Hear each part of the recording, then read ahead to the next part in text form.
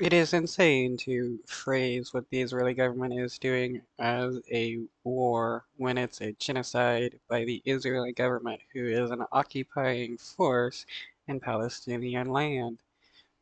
Hamas and Palestinians have the right to self-defense, and just because the Israeli government doesn't like it doesn't mean they don't have the right to defend themselves. Uh, it is not a war when you have one government killing hundreds of thousands of innocent people while that same side is experiencing no casualties whatsoever, but maybe a dozen. Day 300 of the war between Israel and Hamas in Gaza began with the funeral of Hamas political leader Ismail Haniyeh in Iran. In Israel, protesters blocked morning traffic, demanding a ceasefire and a hostage deal now.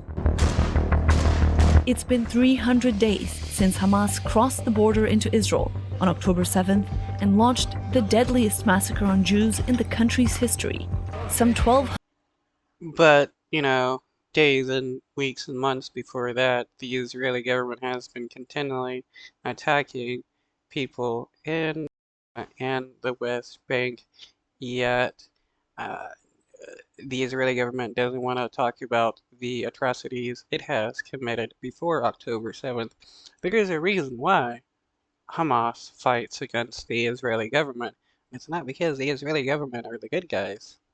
100 people were killed and 250 taken hostage, and today 115 people are still being held captive in Gaza. A ceasefire deal in November 2023 saw the return of 116 hostages, the release of 150 Palestinian prisoners, and less than a week of calm, which quickly fell apart. Israeli rocket attacks in Gaza made headlines around the world, and the government has repeatedly been criticized internationally for not doing enough to protect civilian lives, for targeting. Yeah, it's because their plan is to kill civilians. You don't accidentally kill 100,000 civilians. Like, well, that was a mistake. We didn't mean to do that. Hamas members in supposed safe zones, and for deliberately blocking humanitarian aid to the Strip, something Israel denies. Since the war began, nearly 40,000 Palestinians have been killed, according to the Hamas-run health ministry, with international. Though that doesn't account for all the people still covered in rubble and blown apart and stuff. There's still people that are unaccounted for in the death toll. Organizations warning of famine and diseases spreading. According to Israel, some 15,000 of those killed were Hamas combatants. The terror group is one. Okay, but that doesn't justify.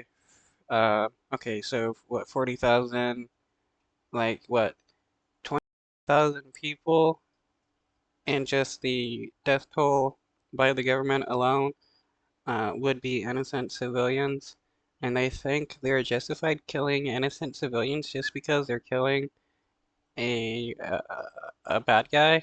I mean, do any other nations have the right to kill Israeli civilians because they're trying to take out a colonizer? Widely known for using civilian Palestinians as human shields, hiding in densely populated areas in homes, schools, and hospitals. According to the Okay, but the Israeli government has like military bases inside Israeli cities. If those get attacked and civilians die, can people claim that the Israeli government is hiding behind civilians since they have their military in civilian places? UN, over 80% of Gaza has been placed under evacuation orders. Meanwhile, in Israel, constant rocket attacks from Iranian-backed Hezbollah militants means 60,000 people have been displaced from their homes in the north of the country, with no idea of when they might be able to return. Well, that's the Israeli government's fault that those people have to leave. But look at Gaza. Millions of people have been displaced. That's nothing. 60,000 is nothing compared to uh, Palestinians in Gaza, and they've been displaced several times.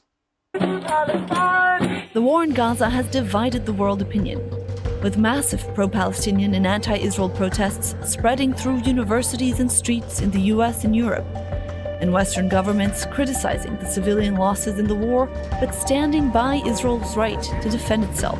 Countries like Russia and China supporting Hamas, Hezbollah, and their main backer, Iran. While the world focused on Gaza, Israel has been fighting to protect itself on multiple fronts. Against Again, somebody committing crimes can't claim self-defense because other people have decided to defend themselves. I mean, somebody's going out murdering a bunch of innocent people and somebody else decides to fight back against them. The person fighting back isn't the criminal, it's the person committing the murder.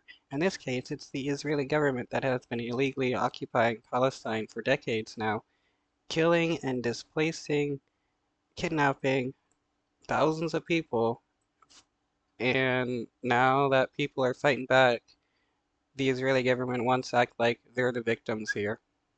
Hamas in Gaza, against near daily rocket barrages from Hezbollah in the north, against the Houthis who managed to kill a civilian in Tel Aviv with an explosive-laden drone, and of course against Iran, which in April launched over 300 missiles and drones against Israel in the first direct attack against the country.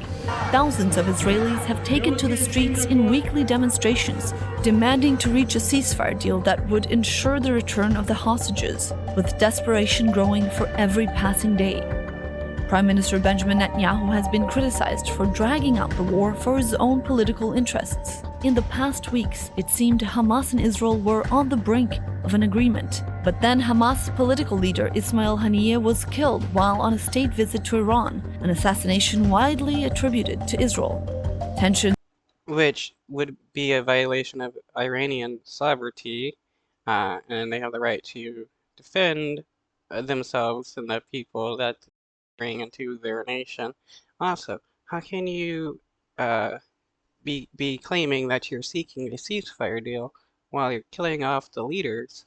I mean, if Hamas were to kill Bibi Netanyahu, uh, the reactions would be different. They would be calling Hamas a terrorist and saying that they just want a perpetual war. Well, that is what Bibi is doing. He's killing off the leaders so he can have a perpetual war. in the region are higher than they've been in months, with increasing risk of a large-scale war. On day 300 of the war, it seems there is no end in sight.